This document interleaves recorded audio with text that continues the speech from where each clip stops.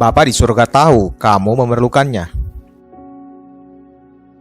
Dana Moneter Internasional atau IMF menyebutkan bahwa pandemi virus corona memberikan dampak terburuk bagi ekonomi dunia setelah Great Depression yang terjadi pada tahun 1929 sampai 1933. Pandemi corona ini akan mengakibatkan ekonomi dunia lumpuh.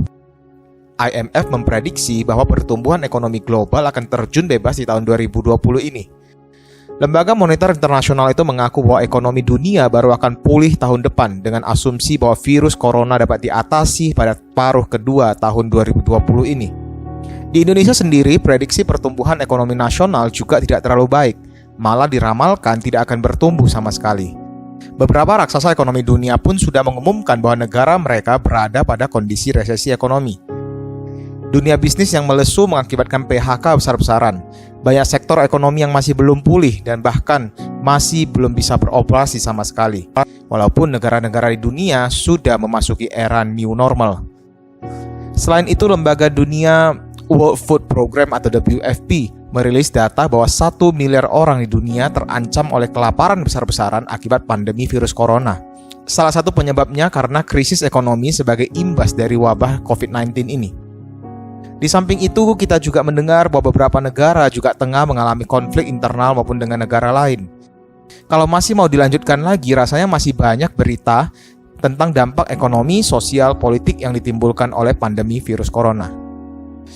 Berita-berita tersebut sungguh meresahkan, bukan?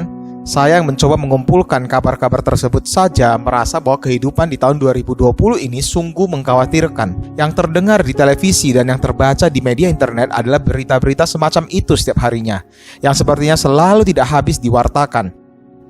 Bagaimana seorang murid Kristus harus menyikapi hal-hal ini? Perlukah kita khawatir? Mari kita ulas bersama pengajaran Yesus yang tertulis di Injil Matius pasal 6 ayat 25 sampai 34. Karena itu aku berkata kepadamu, janganlah khawatir akan hidupmu, akan apa yang hendak kamu makan atau minum, dan janganlah khawatir pula akan tubuhmu, akan apa yang hendak kamu pakai. Bukankah hidup itu lebih penting daripada makanan, dan tubuh itu lebih penting daripada pakaian? Pandanglah burung-burung di langit, yang tidak menabur dan tidak menuai, dan tidak mengumpulkan bekal dalam lumbung, namun diberi makan oleh Bapamu yang di sorga. Bukankah kamu jauh melebihi burung-burung itu? Benar, Tuhan. Siapakah di antara kamu yang karena kekhawatirannya dapat menambahkan sehasta saja pada jalan hidupnya? Dan mengapa kamu khawatir akan pakaian? Perhatikanlah bunga bakung di ladang, yang tumbuh tanpa bekerja dan tanpa memintal. Namun aku berkata kepadamu, Salomo dalam segala kemegahannya pun tidak berpakaian seindah salah satu dari bunga itu. Jadi jika demikian Allah mendandani rumput di ladang yang hari ini ada dan besok dibuang ke dalam api, tidakkah Ia akan terlebih lagi mendandani kamu, hai orang yang kurang percaya? Sebab itu, janganlah kamu khawatir dan berkata, apakah yang akan kami makan? Apakah yang akan kami minum? Apakah yang akan kami pakai? Semua itu dicari bangsa-bangsa yang tidak mengenal Allah. Akan tetapi Bapamu yang di sorga tahu bahwa kamu memerlukan semuanya itu. Tetapi carilah dahulu kerajaan Allah dan kebenarannya, maka semuanya itu akan ditambahkan kepadamu. Amin, Guru. Sebab itu, janganlah kamu khawatir akan hari besok, karena hari besok mempunyai kesusahannya sendiri. Kesusahan sehari cukuplah untuk sehari.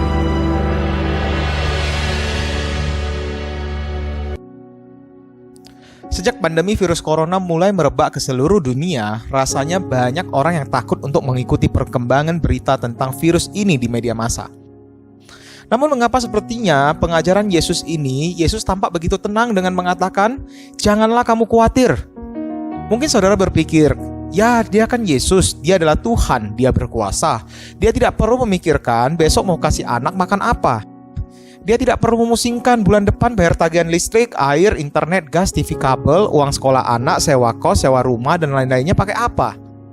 Dia tidak perlu memikirkan bagaimana cara mencari klien dan memperbanyak customer di tengah pandemi virus corona ini. Namun kita juga harus mengingat bahwa Yesus adalah 100% Tuhan dan 100% manusia. Dia bukan Tuhan yang tidak mengerti apa yang saudara dan saya pikirkan, rasakan, bahkan khawatirkan. Makanya di Matius 6 ayat 32a, Yesus mengatakan, semua itu dicari bangsa-bangsa yang tidak mengenal Allah. Kata semua itu merujuk kepada daftar kekhawatiran kita. Apa yang hendak kita makan, apa yang hendak kita minum, dan hendak kita pakai. Hal-hal yang berkaitan dengan kebutuhan mendasar kita untuk bertahan hidup. Di bagian ini, Yesus sedang berbicara tentang sesuatu yang kita butuhkan sehari-hari, kebutuhan pokok manusia, makanan, minuman, pakaian. Mayoritas dari pendengar khotbah Yesus di bukit ini adalah orang-orang yang berpenghasilan menengah ke bawah.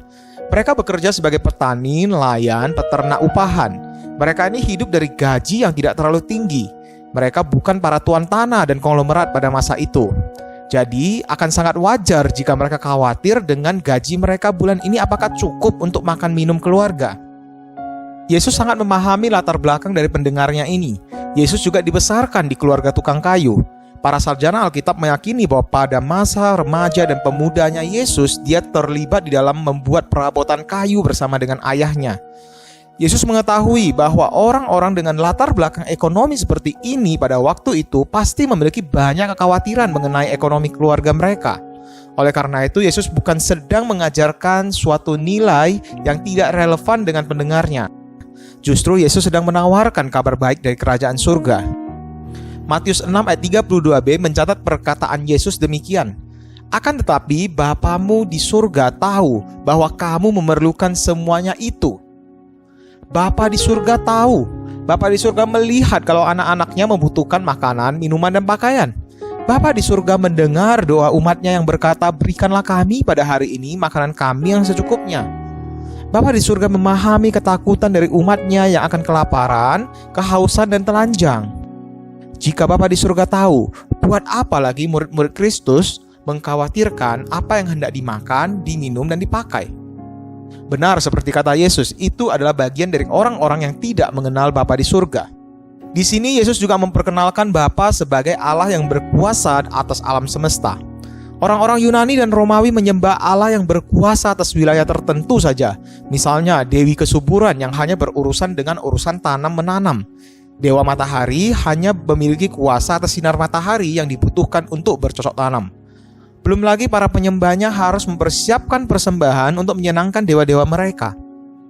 Berbeda dengan Bapa di surga, Bapa adalah Allah yang berkuasa atas segala yang ada di bawah kolong langit ini.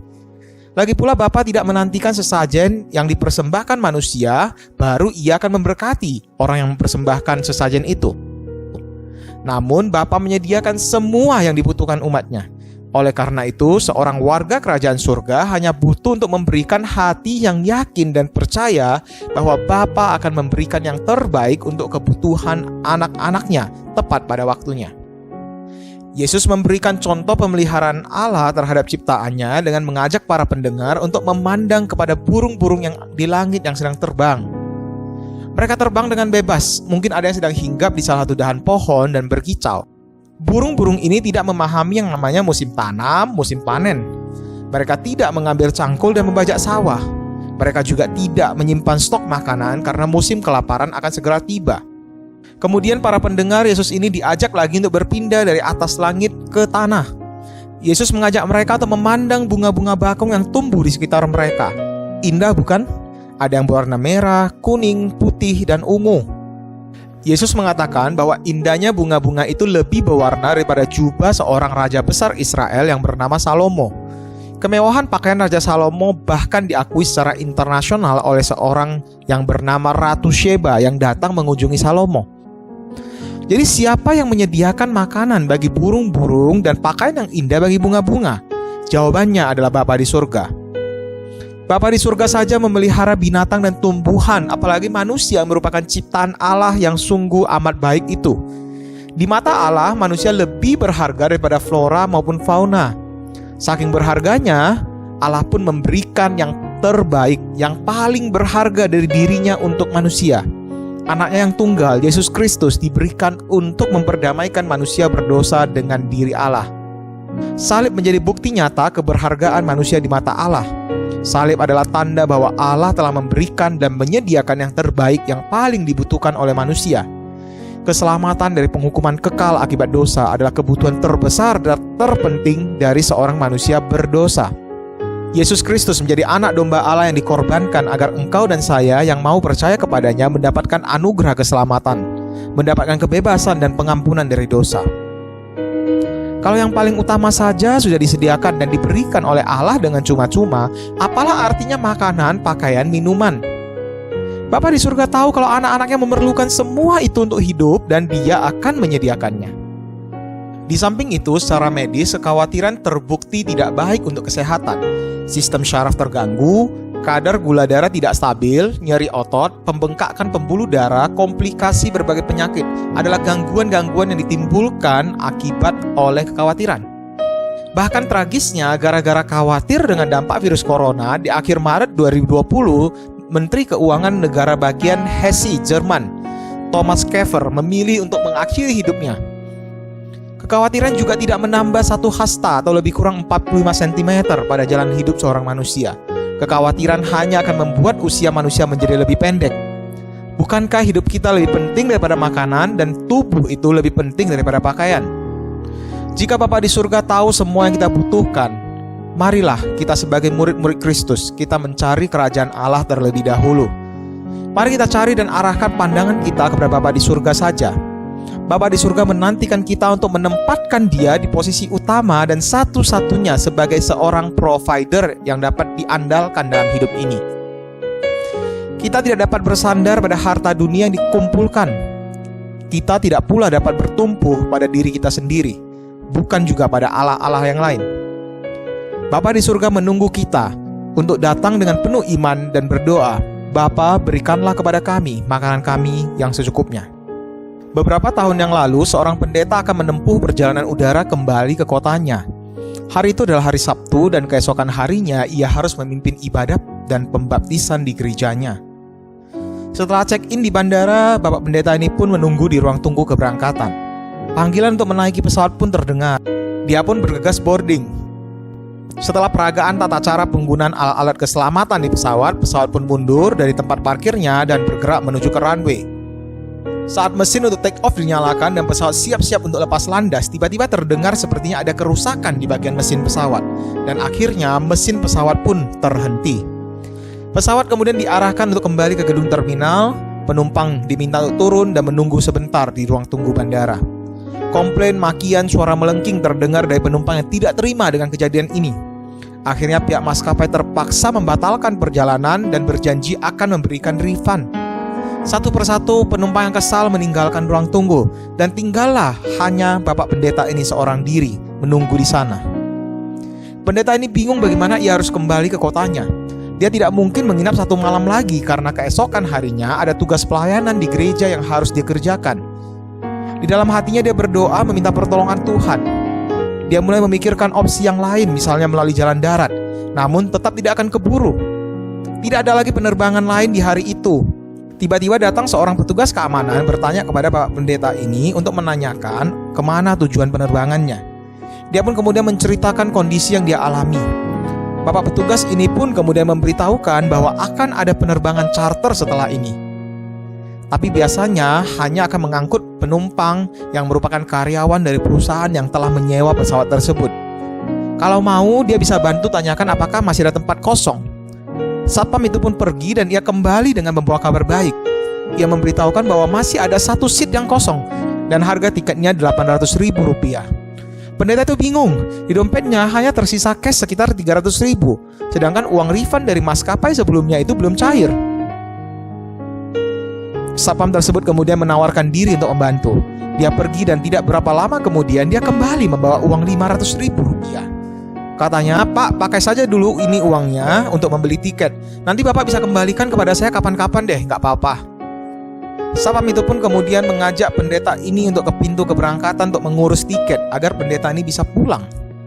Di kemudian hari memang uang Rp500.000 ini akhirnya dikembalikan. Tapi dalam waktu singkat yang kurang dari setengah jam, Tuhan bukakan jalan bagi pendeta ini untuk bisa kembali ke kota asalnya melalui seorang yang dia tidak kenal. Bukan hanya orang yang tidak dikenal ini sudah membantu menguruskan tiket, tapi juga meminjamkan uang kepadanya. Bapa di surga tahu apa yang pendeta ini butuhkan dan dia memberikannya. Kalau kita sudah datang kepada Bapa di surga, apa yang menjadi tugas kita selanjutnya? Kita tidak tinggal diam saja menantikan nasi goreng, ayam penyet, telur dadar, capcay, ikan bakar turun dari langit, sudah di-packing dengan rapi sesuai dengan orderan di aplikasi. Kita tetap harus menjalankan tugas dan tanggung jawab kita dengan baik. Jika karena pandemi corona ini kita kehilangan mata pencaharian, jangan menyerah. Dengan talenta dan hikmat yang Tuhan berikan kepada kita dapat mengusahakan cara yang lain. Untuk urusan apa yang akan dimakan, diminum, dipakai esok hari, seorang murid hanya perlu menyerahkannya kepada tangan Bapa di surga yang akan mencukupkannya. Bapa yang memberkati hidup engkau dan saya besok adalah Bapa yang telah memberkati hidup engkau dan saya kemarin dan hari ini. Dia tidak pernah berubah. Kita hanya perlu mengandalkan Tuhan setiap hari. Jangan biarkan iman dan percaya kita kepada Bapa digoyahkan oleh berita apapun yang mencemaskan hidupmu. Ingatlah, kita ini adalah warga kerajaan surga yang memiliki Bapa yang mengetahui apa yang kita perlukan.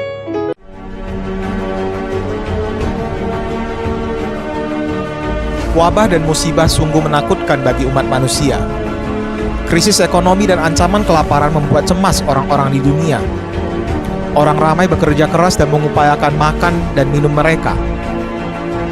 Jika Bapa di surga tahu kita memerlukannya, perlukah lagi kekhawatiran menjadi bagian dari hidup kita?